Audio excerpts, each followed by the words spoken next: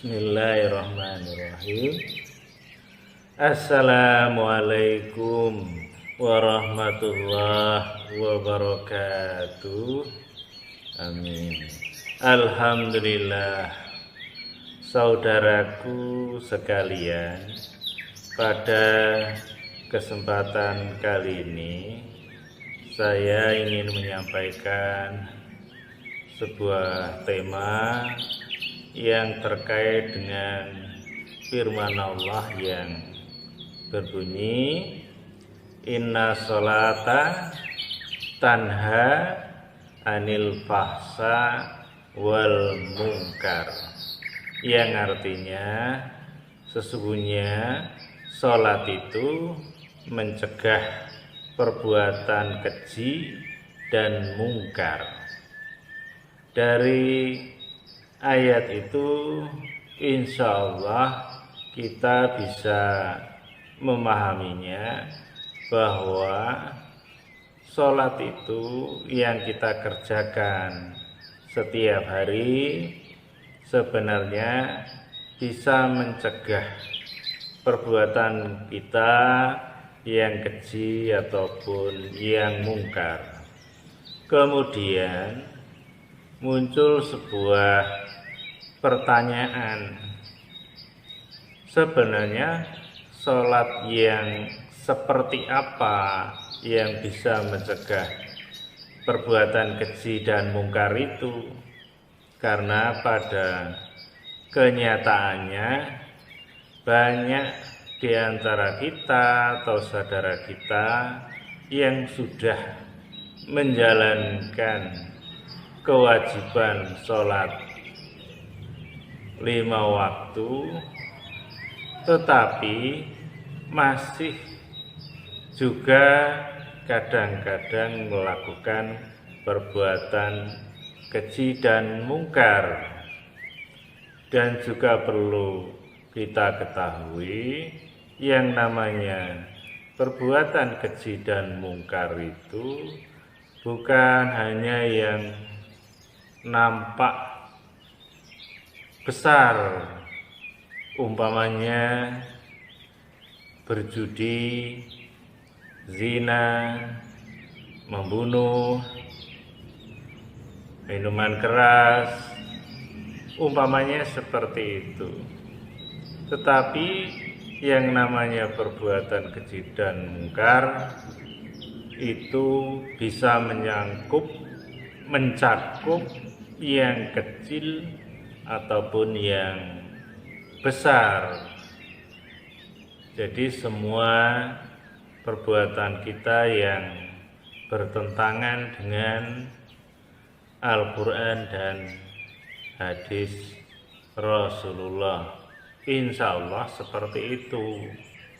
Jadi kalau kita juga masih seperti itu, masih melakukan hal-hal perbuatan keji dan mungkar tersebut, berarti kita dalam sholatnya mungkin masih ada masalah.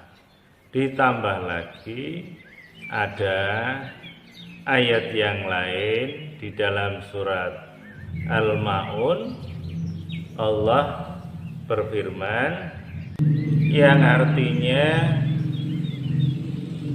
celakalah orang yang sholat, yaitu orang yang lalai dalam sholatnya. Insya Allah artinya demikian.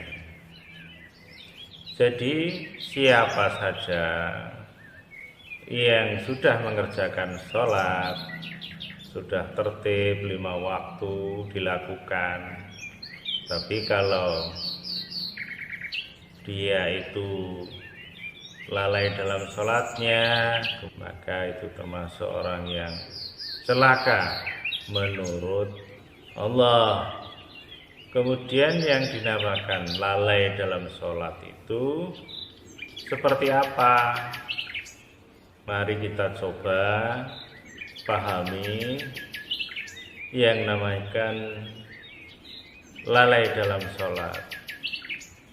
Di antaranya bisa jadi orang yang mengerjakan sholat, mengucapkan apa-apa yang ada di dalam sholat itu, tapi dia tidak mengerti maksud dan tujuannya, kemudian dia tidak melakukan apa-apa yang dibacanya dalam sholat itu di dalam kehidupan sehari-hari. Umpamanya dalam sholat itu kita melakukan takbiratul ihram, umpamanya mengucapkan takbir Allahu Akbar, yang artinya Allah yang maha besar. Jadi kalau kita meyakini bahwa Allah itulah yang maha besar, maka artinya tidak ada yang lain yang besar, yang maha besar selain Allah itu. Jadi kalau dalam kehidupan kita sehari-hari ada yang kita lakukan atau kita ucapkan atau yang kita pikirkan, ada sesuatu yang besar, umpamanya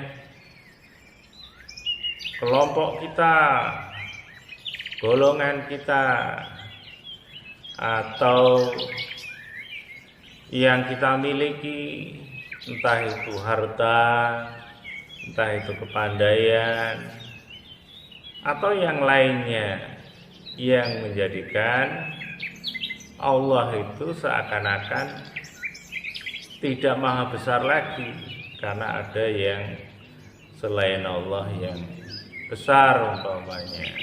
Nah, itu bisa jadi merusak keyakinan kita ataupun takbir kita yang kita ucapkan tadi. Bukankah kita tidak dibenarkan mengatakan sesuatu yang kita sendiri tidak melakukan seperti itu? Dan kemudian contoh yang lain yang hampir sama, ada sebuah bacaan di dalam sholat itu,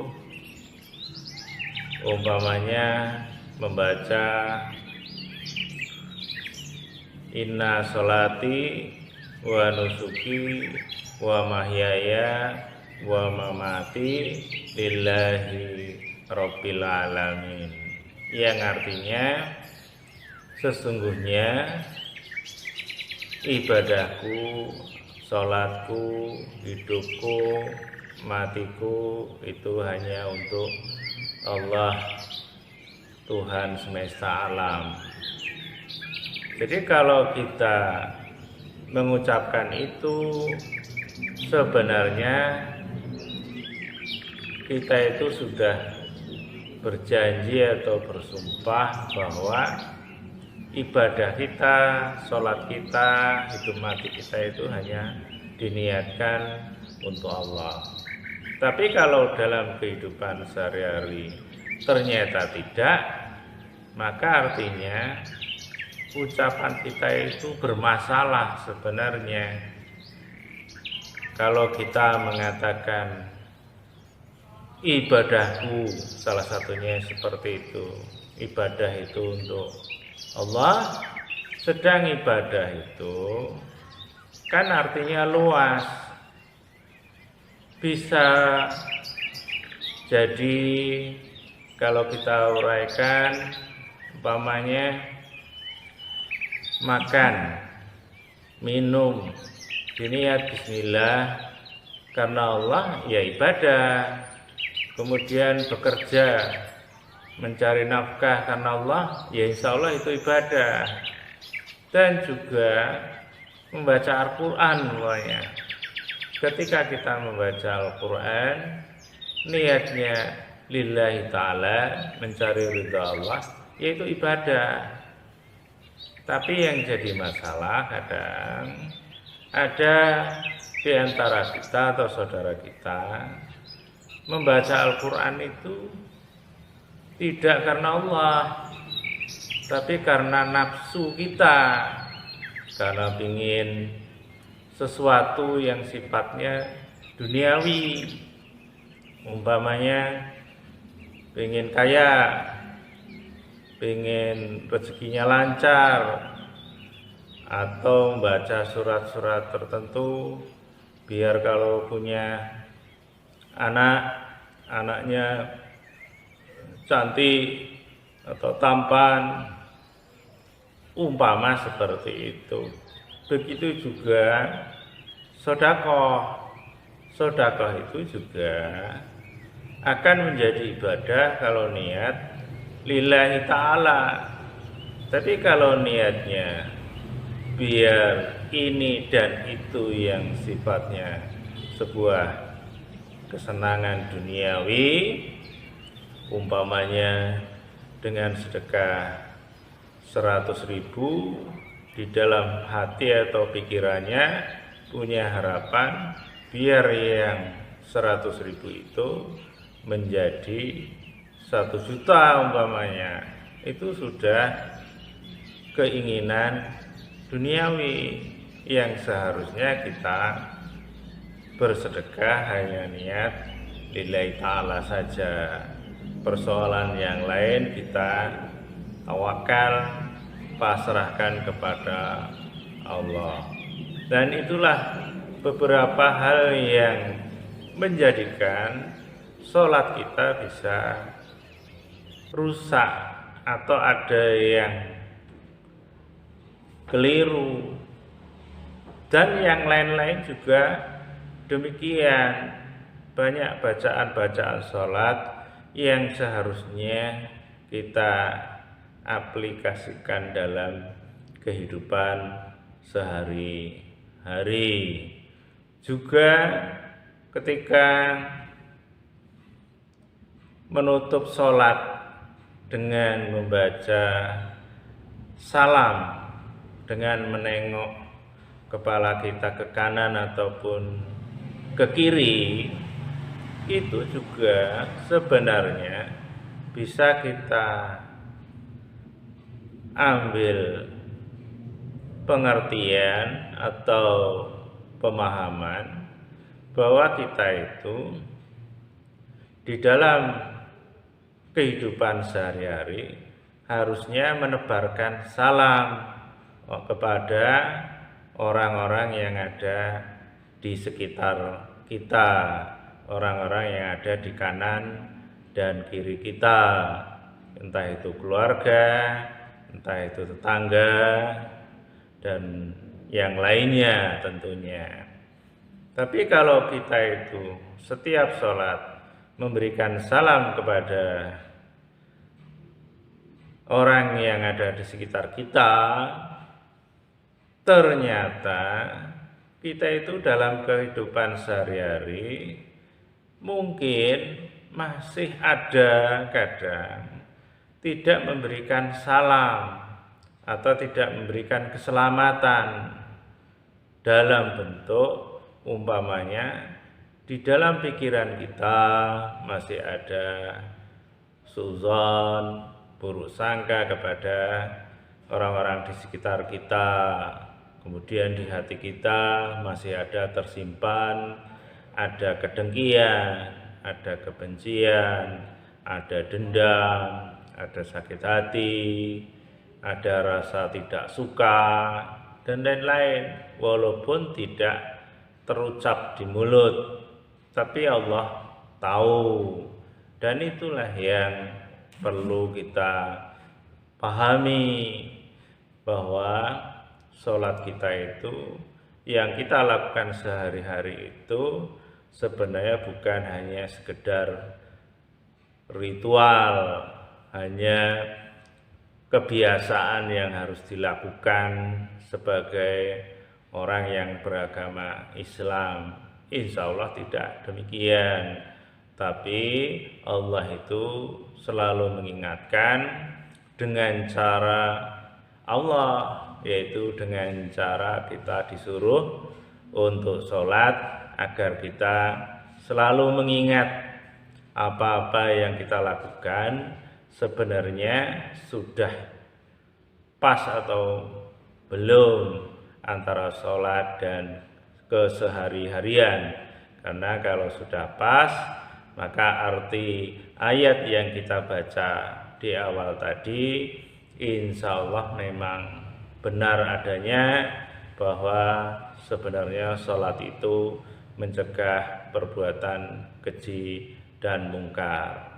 Dan inilah PR bagi kita, bagi saya, agar senantiasa sholat kita pahami, kita kaji, kita renungi, dan kemudian kita berusaha untuk mengamalkan dalam kesehari-harian kita.